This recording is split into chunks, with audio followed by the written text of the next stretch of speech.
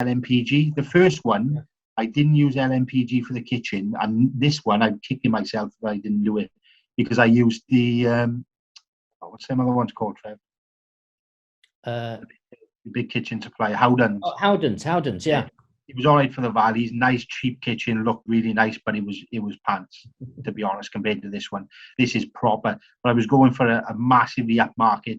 You know, people coming down from London, that's what they're doing now. They flood in down here. They flood into the southwest. The estate agent, they've got a list of about 50 people wanting this sort of, you know, nice style of house, a good upmarket. And in the area that it's in, there isn't too many that are being produced like this. Yeah.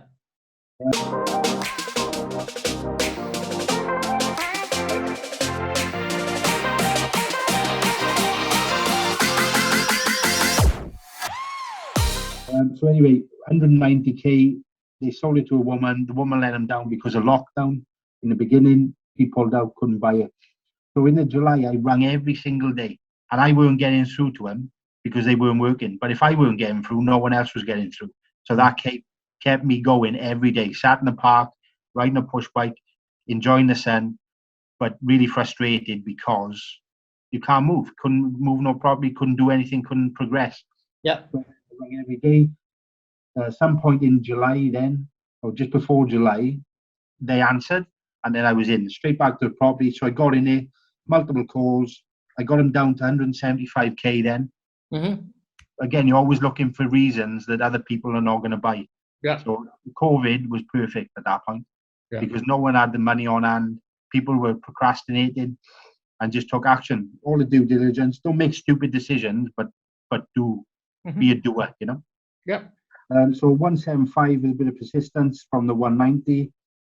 Like I say, modern day auction style, we had it.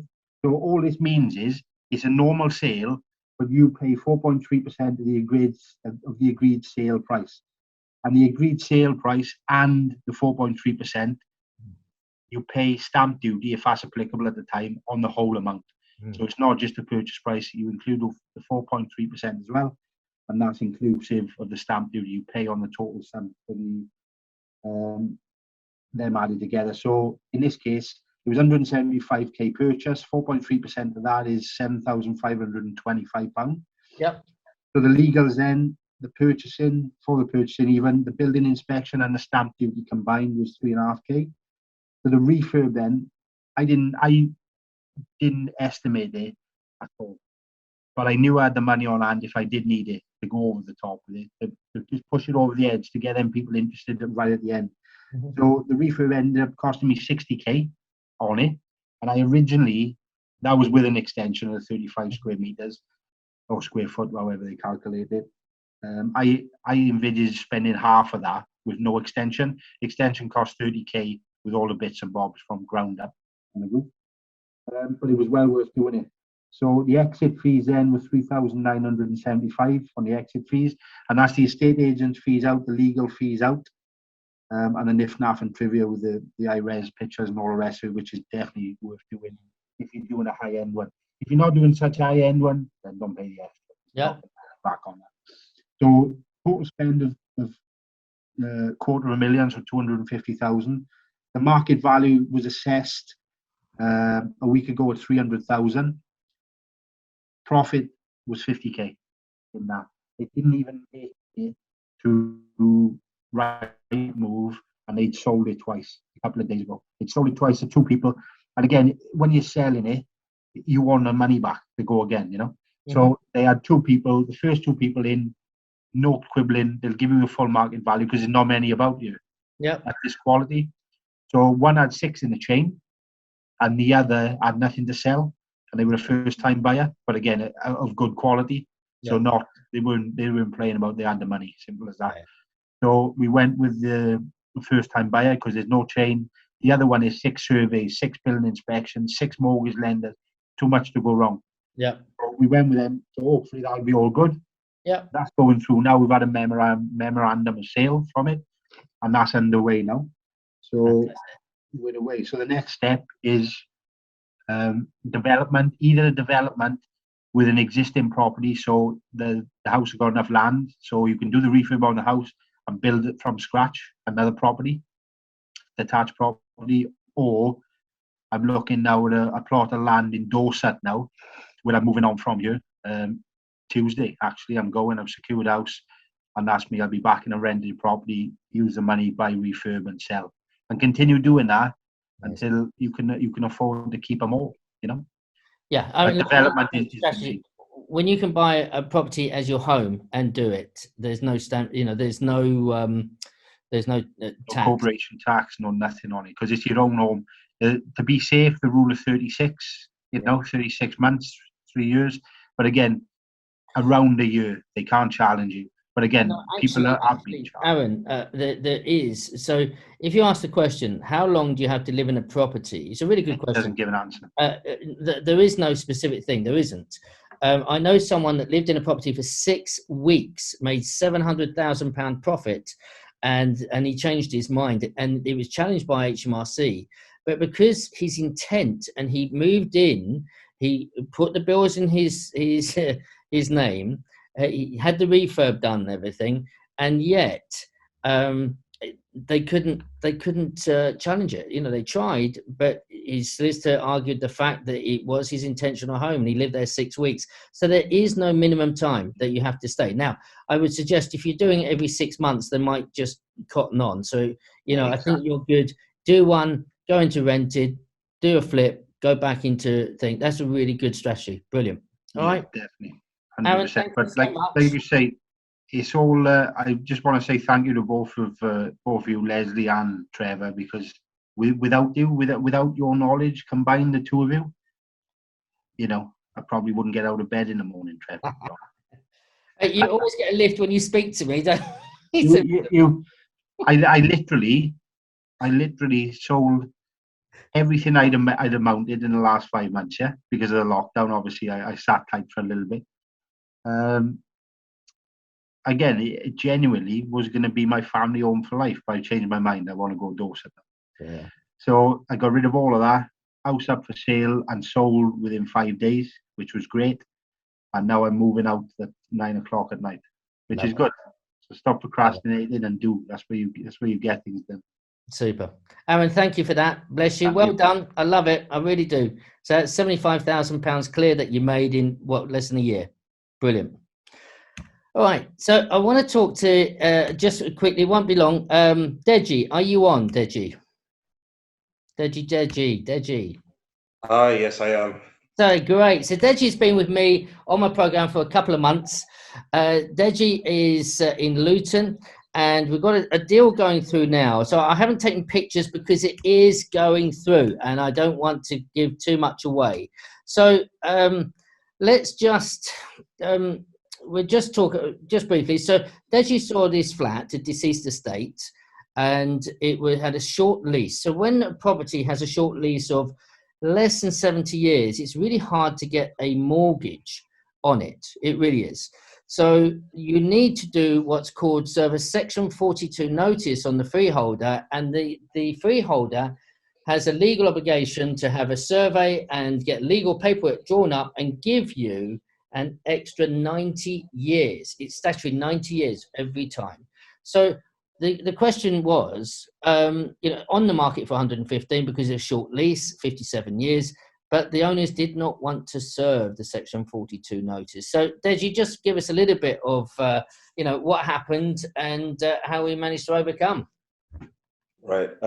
So I was on Rightmove. I tend to go on every day. And this was on Zoopla, actually. I came across this one on Zoopla.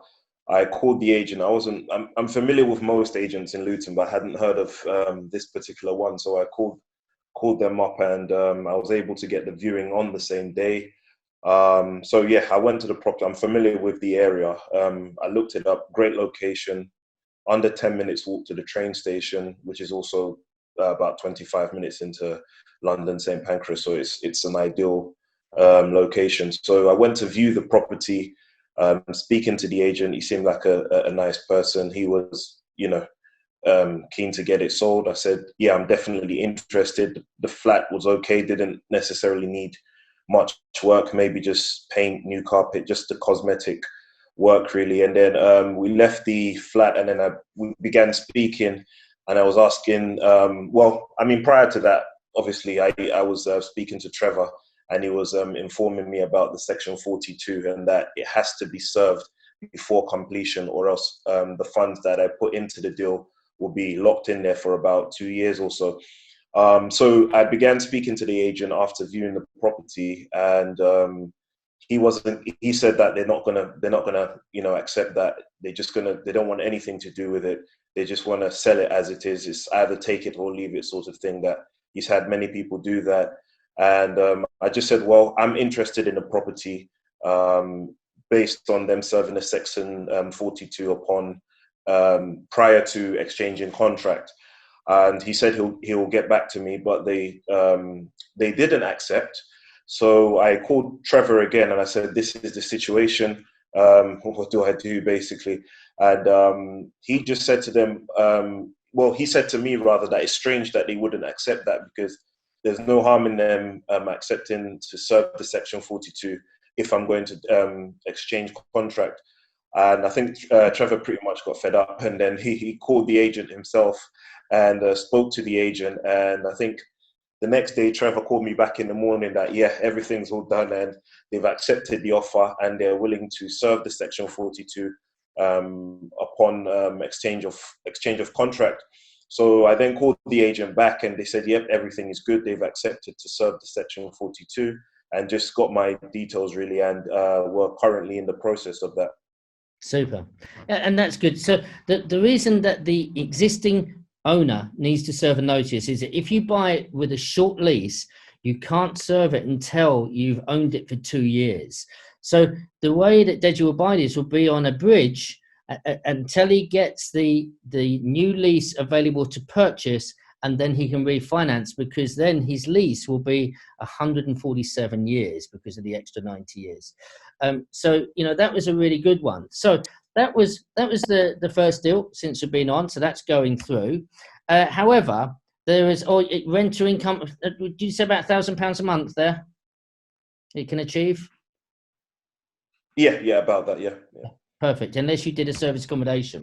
But this is what I'm interested in. So, you know, right away at the beginning, you know, I always say, tell me about the people that you know. And Dej is really, you know, clued in. And he knew this owner of a property, a very large property off market. And he'd had a loose conversation. I said, right, let's go back. So it's on the back burner. But potentially this could be a 14 flat conversion done on an option deal, because he's open to the option, Deji? Yes, that's right. Yeah. What would be the end? What would the flats be worth individually? So they range from about 220,000 up to about, let's say, 260 or so. Okay, so look, because we're running out of time, I'm sure you don't want me to show you how we can do this with virtually no money, because I've got my little board here, you see, and I do a lot of work on that, don't I, guys? You see, it's Michael's smiling, Deji's smiling, and that's my sort of extension. I do that, but with this particular 14 flats, you know, to think the end value is going to be, you know, a few £1 million. By getting the option, we could really do it with very little money, you know, maybe 100,000, which is crazy when you think the end value will be, you know, close to £3 million. So it's a really interesting one. All right. But one of the goals that I gave Deji for a month was, look, you've got a deal going through, and from you've got to start to find investors. So you found 2 investors. What money have they got, Deji?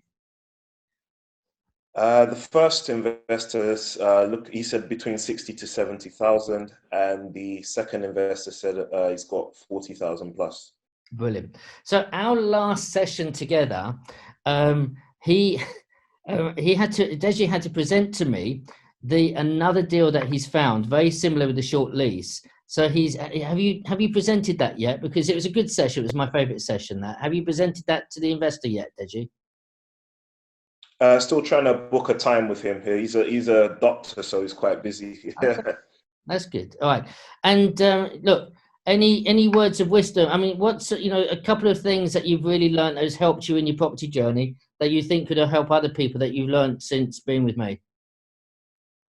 I think what I've learned most importantly is just get out there in terms of viewings, view more properties. Let the agents know who you are. Let them know exactly what you're looking for. If you're always